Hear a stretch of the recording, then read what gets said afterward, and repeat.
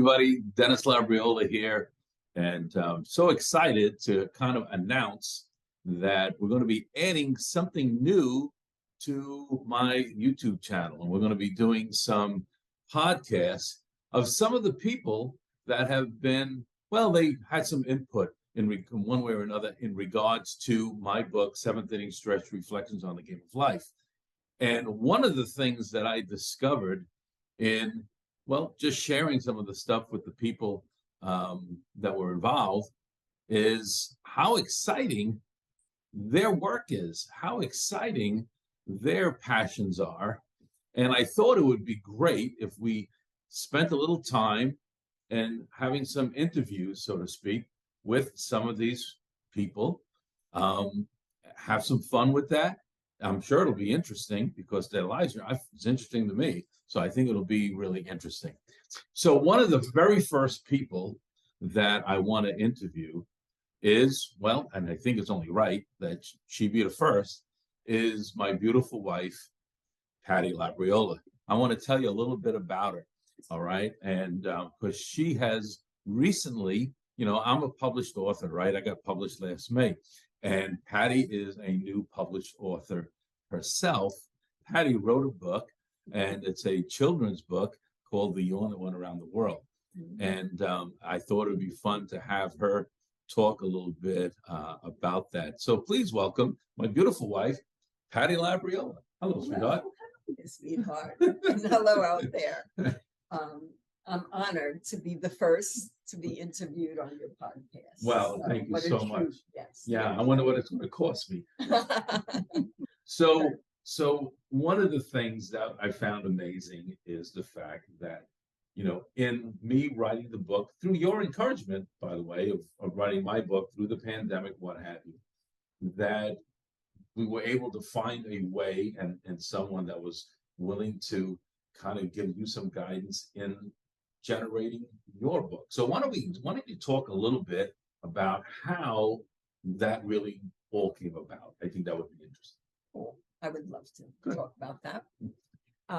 I've always been very involved with children and always involved in all of my nieces and nephews' lives before I had my own daughter. So I was always Aunt Patty to the masses, you know, and I absolutely loved it. And I still love it. So just in being with children, I think we're always entertained and inspired by the things that they do and say.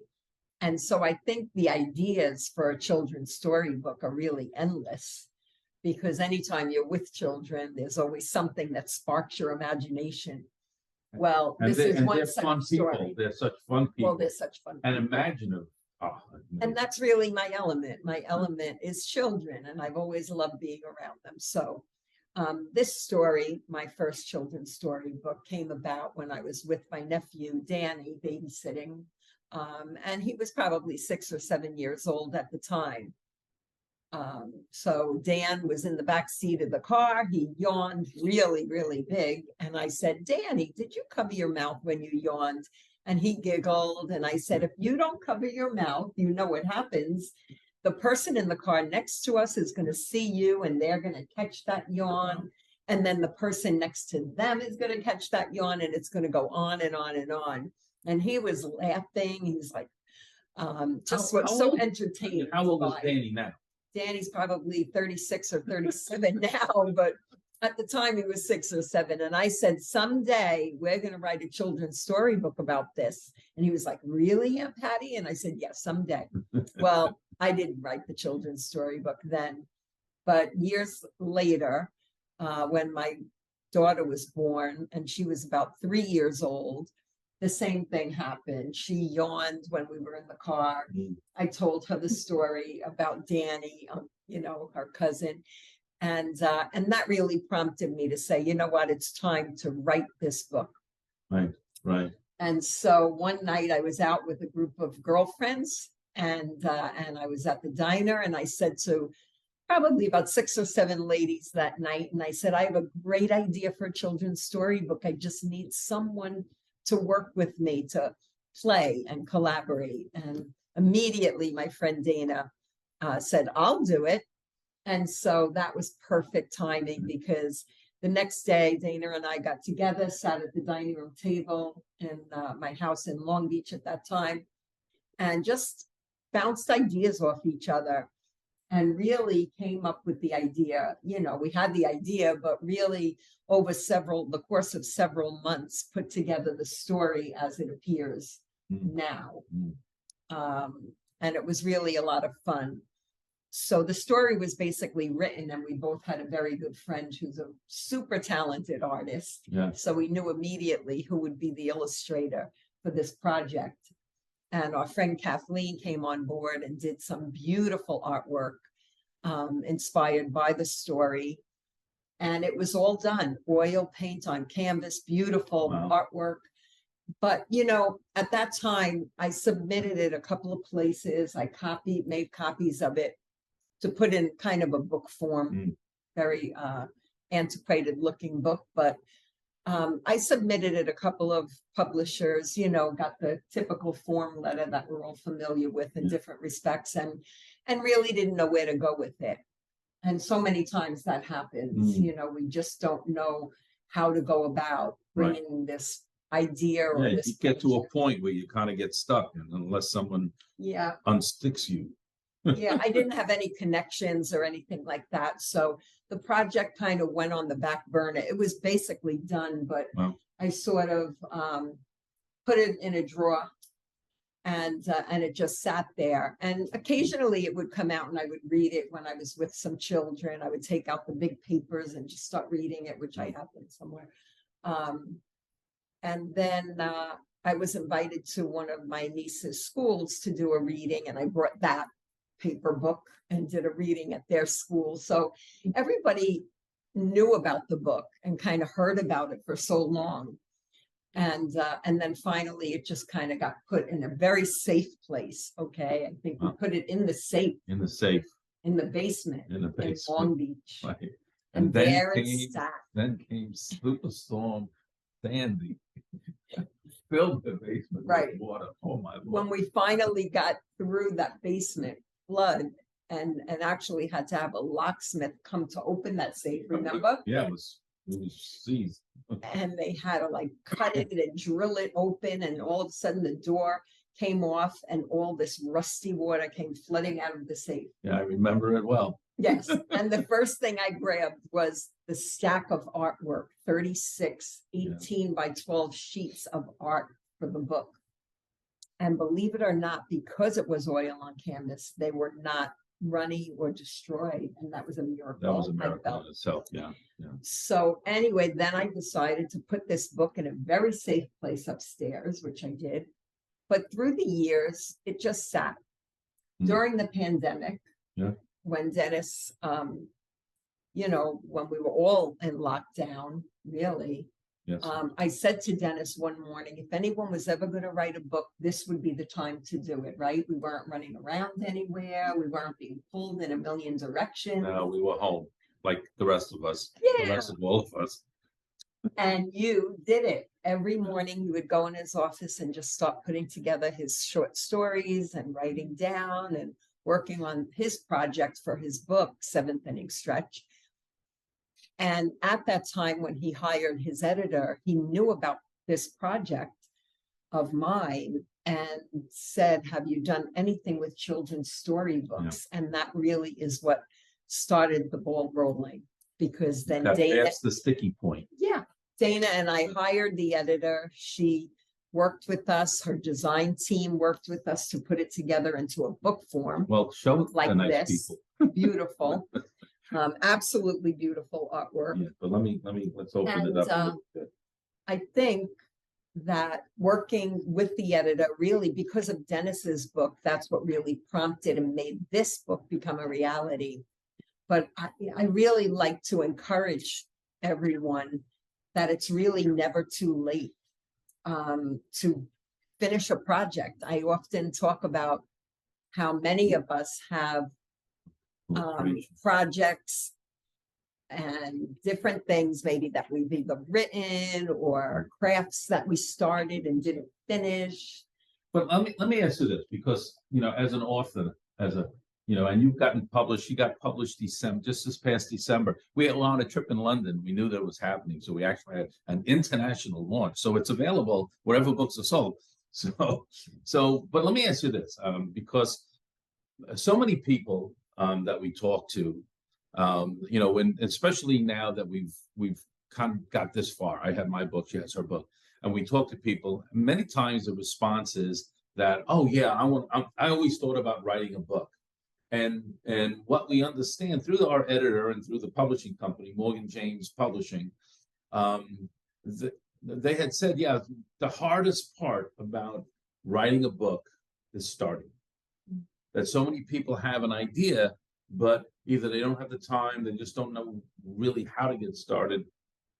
And so when you had your idea about your book, like you said, you had that idea a long time. I mean, several years, at least 6-7 years before my daughter. So what prompted you really to get started at that point? I think I just needed the collaboration. I think that was a big part of it. On my own, I don't think it would have happened, because I needed that play off each other. And Dana Papalardo was the perfect person to play off of, because our personalities mesh, and we just had a lot of laughs and a lot of fun in the whole process. And in working on another book, that's what we do.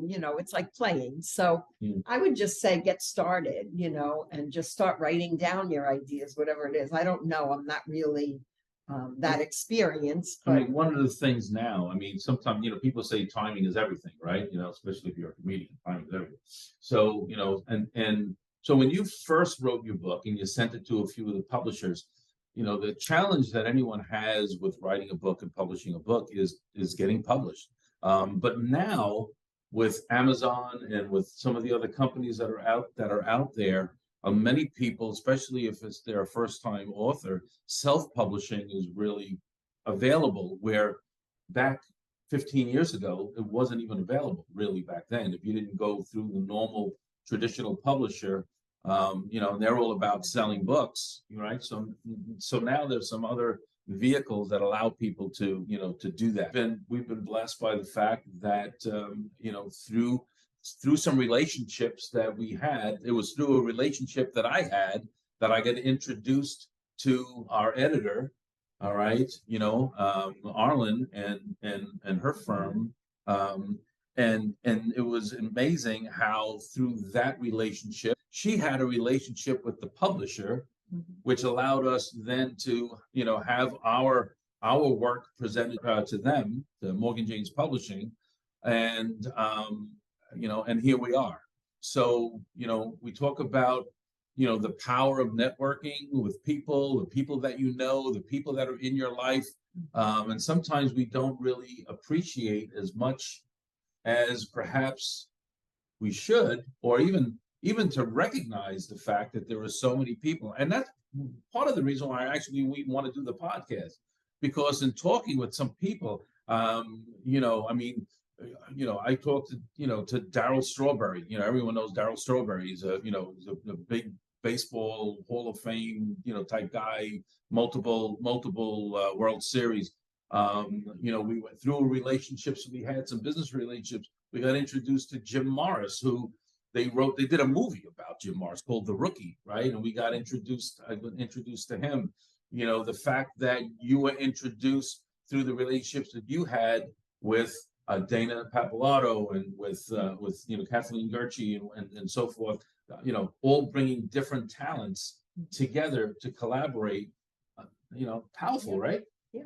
I guess my next question is, so what's next? I think it's so much fun because 20 plus years ago, this was done. Okay. My daughter was 3 years old. This is my daughter, Stephanie. She's now 25. And I tease her that now she's finally a cover girl. But over 20 years ago, I wrote the second book. I wrote another book. It was in 2002, right after my dad passed, that I wrote a book about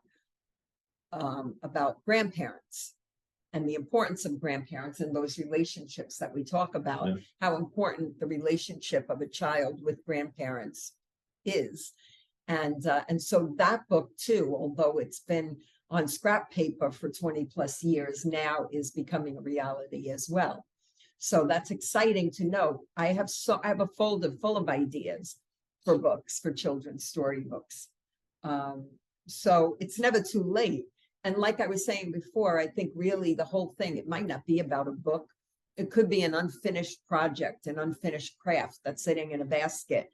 Maybe that blanket you started knitting, but you never finished, or whatever it might be. But the idea is that it's never too late to go back and get it done.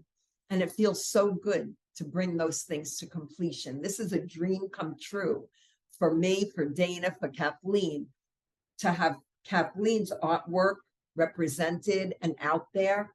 My whole thing now is that I'm just so excited to be sharing this book with children all over the world. It absolutely is going around the world. Where has it been so Well, far? just knowing that the project, that it's out of the drawer and it's out there for children to enjoy and listen to, and for their parents, aunts, uncles, whatever, older siblings, to be reading to them and enjoying as much. So it's so much fun. I'm loving it. Yeah.